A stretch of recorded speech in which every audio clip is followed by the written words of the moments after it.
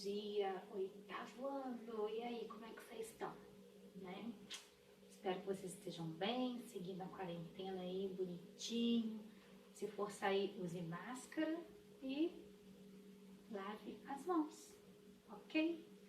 Vamos para a nossa parte final da aula de Revolução Francesa, La Révolution, ou seria Revolução, Liberté, Fraternité, Igualité. Como eu tenho falado nisso, né? Pois é, hoje nós vamos dar fim à Revolução Francesa. Como assim nós vamos acabar com a Revolução Francesa? Não, gente, não. Nós vamos entender o final da Revolução e as consequências aqui, ó, os impactos após a Revolução Francesa. O que muda na França após essa Revolução? Então, ó, chega aqui no quadro, copia no caderno e vamos estudar. Então, vamos lá. O que muda após a Revolução? Né? Vamos tentar retroceder um pouquinho na França, lá, né, da Revolução, não na França de hoje, mas na França da Revolução, e tentar assimilar o final da Revolução. Vamos lá. Napoleão estava fazendo o quê? Avançando com seu exército francês, anexando mais territórios, dominando outros países que hoje nós conhecemos como Alemanha, Espanha, né? Portugal ele vai tentar invadir também, Rússia, ele chega a tentar entrar na Rússia e anexar o território da Rússia. Todos esses países que nós conhecemos hoje, que existem no mapa, né, no mapa mundi, na época não eram países ainda, eram reinos, eram estados europeus. E aí agora nós vamos ter o seguinte fator. O Napoleão, ele vai tentar anexar parte do território da Rússia, ou toda a Rússia, se eu não me engano, né? Depois a gente dá uma pesquisada, o livro de vocês fala sobre isso. Vai para a Rússia. Só que quando ele chega na Rússia, ele tenta chegar e invadir, ele não consegue, porque os russos, como eu falei na aula passada, vão boicotar a entrada de comida nos acampamentos dos soldados franceses. E aí, sem comida, soldado enfraquecido, várias batalhas já, que foram várias batalhas e guerras napoleônicas, o Napoleão vai ser obrigado a recuar. Fora que lá na Rússia o frio é muito grande, então os soldados não estavam preparados para enfrentar aquele frio, né? Vou deixar aqui para vocês uma curiosidade. Os soldados, eles não conseguiam fechar os botões dos seus casacos, do seu uniforme. Por quê? Porque o botão era feito de estanho, e o estanho não suportava o frio, então ele desmanchava, arrebentava, acontecia alguma coisa com aquele material que não permitia que os soldados fechassem seus casacos e se mantivessem aquecidos.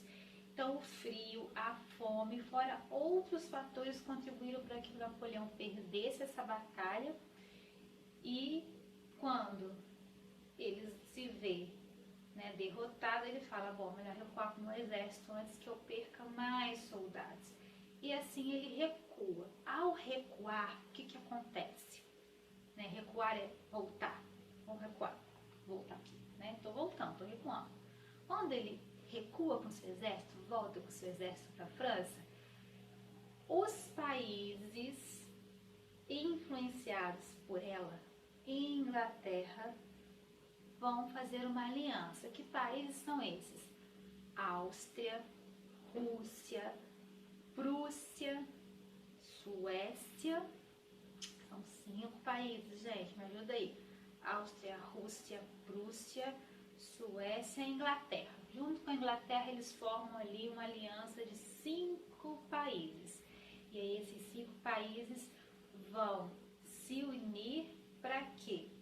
Para fazer frente ali, bater de frente com o Napoleão e falar para ele, olha, agora você vai retirar todos os seus soldados dos nossos territórios, nós queremos que você não seja mais imperador da França.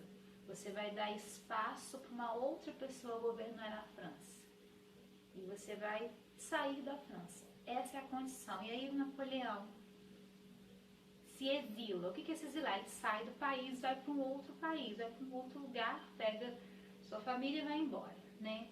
Ou seja, esse é o fim da Revolução Francesa, período napoleônico. Geralmente a gente divide o fim da Revolução Francesa em, né, quando os jacobinos, os girondinos começam ali, o finalzinho, né, entrar em atrito, aí os girondinos tomam o poder de volta dos jacobinos e começa uma nova fase na França. Alguns historiadores dizem que esse é o fim, porém essa nova fase é marcada pelo quê? Era e período napoleônico. E aí o Napoleão já entra metendo o pé na porta e fala, vou invadir país, vou invadir território, vou anexar, vai ser tudo da França. E isso, naquele período, naquele contexto, era algo normal, porém os outros países, que hoje nós conhecemos como países que na época eram estados, reinos, não receberam muito bem a visita e a entrada, né? Na verdade, o Napoleão invadiu, né? Invadiu mesmo esses territórios. Perguntou se ele podia entrar, não, foi chegando, sabe? E aí, quando isso acaba, quando a era napoleônica acaba, nós vamos ter isso aqui, ó, os impactos após a Revolução Francesa. Vamos lá. Então, agora vocês vão prestar atenção lá naquele quadro e vão acompanhar a minha voz. Vocês estão vendo escrito lá, impactos após a Revolução. Show. Impactos. Quando eu falo impactos, é o seguinte. Impactos após a Revolução. Quando algo influencia, atinge, impacta diretamente ou indiretamente. Então, a Revolução Francesa, né, quando ela acontece, quando ela acaba, quando ela chega no seu fim, ele era napoleônica, segundo alguns historiadores, ela vai impactar, sim, toda a França. E aí nós vamos ver de que forma vai impactar e o que impactou e aonde mais impactou. Vamos olhar para o quadro agora, tá? Então nós temos ali, quais foram os impactos após a Revolução? Primeiro, a gente não pode esquecer que a Revolução, ela chega, a Revolução Francesa, para marcar isso aqui, ó, idade contemporânea. É um marco, tá? Vocês se lembram daquela linha do tempo que eu costumo fazer para vocês? Coloca lá, pré-história, idade antiga, idade média, idade moderna e idade contemporânea. É essa idade aqui, é esse período histórico aqui que vai começar a marcar uma nova era no mundo inteiro, tá? No mundo todo, não é só na França. E aí, a idade contemporânea, ela se inicia com a Revolução Francesa. Marca o início de uma nova era, acabei de falar. Vai marcar, o mundo vai mudar após a Revolução Francesa, não é só a França. Influencia o mundo todo. Acabei de falar, o mundo vai mudar, então vai influenciar o mundo todo. Aí alguns nos perguntam assim, mas professora, como que influencia o mundo todo? Se o Brasil ainda era uma colônia, a Inglaterra ainda era colônia, vários países da América ainda eram colônia. Como que influencia? Agora que a gente vai entender, através do Brasil colônia, no nosso próximo capítulo, vai sofrer fortes impactos da Revolução Francesa. E aí, o que eu quero que vocês entendam? Que após a Revolução, a França deixa de ser como ela é, passa a ter uma nova mentalidade. E o que vai acontecer na França nesse pós-revolução? Quais são os impactos? Se você hoje tem aula, se você hoje, né, vai para a escola, digamos assim, né? Por enquanto nós estamos indo, mas estamos tendo aula assim. Se você hoje estuda, se existe escola, se existe ensino, foi instituído aqui na Revolução Francesa. Sistema métrico, sistema único de padrões de medidas, quando você tira medida de algo, quando você pode medir tamanho, estatura, largura, é instituído um padrão de medida. Para que isso? Para quê? Vamos tentar entender por quê? Então, vamos entender o que muda, né? Os padrões de medida, ensino público. Vamos começar pelos padrões e medidas. Antes da Revolução, lá na França, a forma de se medir, né, os padrões de medida de tudo, era de uma forma muito assim desorganizada, não era precisa. E aí, em 1795, foi instituído na França o sistema de metros, né, o metro. Sabe aquele metro que você usa para poder, não você, mas quando alguém precisa tirar a medida de um espaço, a própria régua, quando você precisa calcular centímetros, né? O metro, ele foi, isso aqui é possível hoje graças à Revolução Francesa. Tudo que você usa na matemática em relação a um sistema de decimal, você vai... A fé não pode cair não, gente. A fé tem que ficar de pé. O sistema decimal, ele é instituído aqui. Sabe aquele sistema decimal que você aprende? Então, na matemática com a outra professora, com a tia Mari, isso. Ele é instituído aqui, ó, em 1795. Onde? A Revolução Francesa. Então, se hoje você aprende matemática, se hoje você tem direito a aprender outras disciplinas também, é graças à Revolução Francesa. Porque o iluminismo que deu as ideias para a Revolução Francesa é filosofia pura. E lá no ensino médio você aprende filosofia, ideias de sociedade no socialismo, com a sociologia, não com o socialismo, com a sociologia. Então, se hoje vocês, estudantes, têm direito a estudar outras matérias também, é graças à Revolução Francesa. Então, não faça pouco caso da história, porque a história é a mãe das disciplinas. Me julguem se quiserem. Vamos voltar. Falando sério agora, deixar a brincadeira de lado. Nós vamos ter um ensino público, como eu falei, instituído na França. Todo cidadão tem direito a estudar. Isso aqui no Brasil é muito comum hoje em dia. Todos têm direito ao estudo. Sendo particular, sendo público, todos têm. Assistência social. Todos têm direito a uma assistência social. Sim, se falta comida, se falta dinheiro para uma necessidade básica numa comunidade, existe lá os recursos humanos, a galera ali da assistência social que vai dar uma ajuda, que vai se movimentar. Então, a assistência social, gente, é uma coisa, ó, que a Revolução Francesa instituiu. Padrões e medidas, eu falei, e ideias democráticas. Se hoje todo o mundo vota, é graças a isso aqui.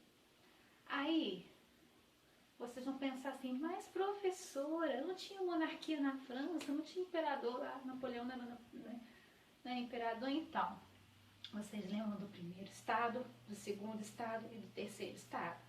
O clero continua existindo, os nobres continuam existindo. Porém, o que vai acontecer aqui agora?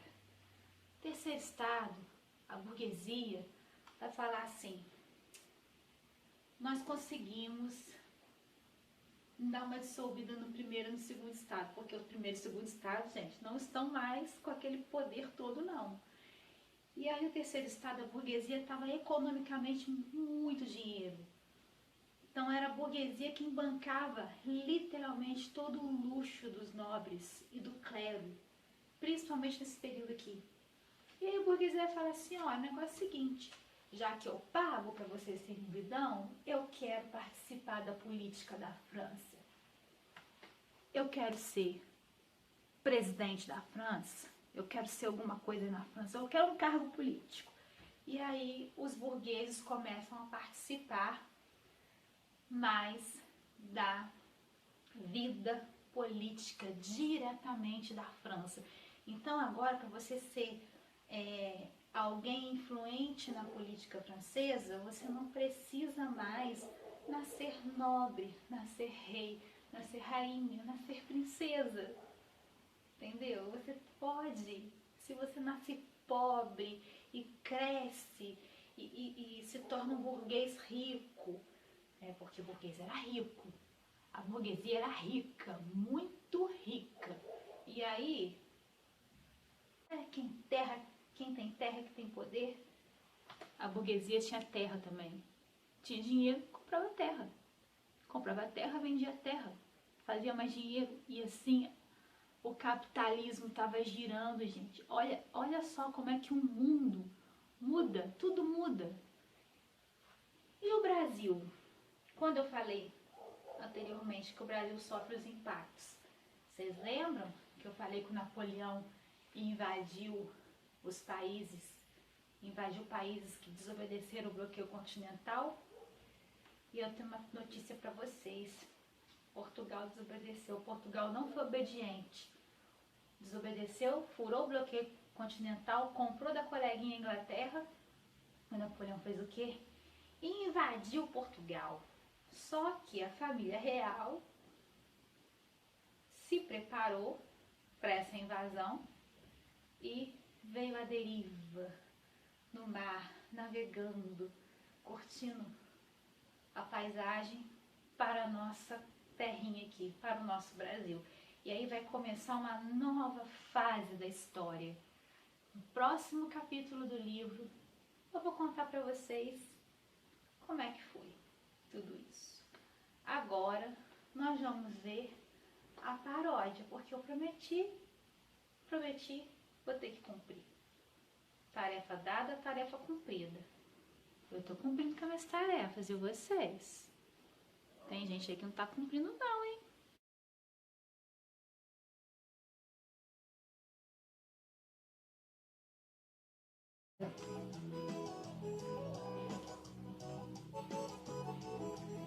A França vive uma revolução. O terceiro estado começa a reclamar. O rei Luís XVI, uma tal de Assembleia Nacional, vai convocar jacobinos e gerondinos. Pelos ideais vão lutar. E a rainha Maria Antonieta, muito gastadeira na guilhotina, vai parar. E o terror está instalado. Período jacobino vai detonar. E os girondinos viram jogo, meu bem. Napoleão vai imperar também, anexando os territórios além. Mas ele vai ter que recuar. E os girondinos viram o jogo, meu bem. Napoleão vai imperar também, anexando os territórios além. Mas ele vai ter que recuar. Esse foi o shot da Revolução. Ideais da Revolução: liberdade, igualdade e fraternidade. Agora nós vamos entender a letra e a explicação dela.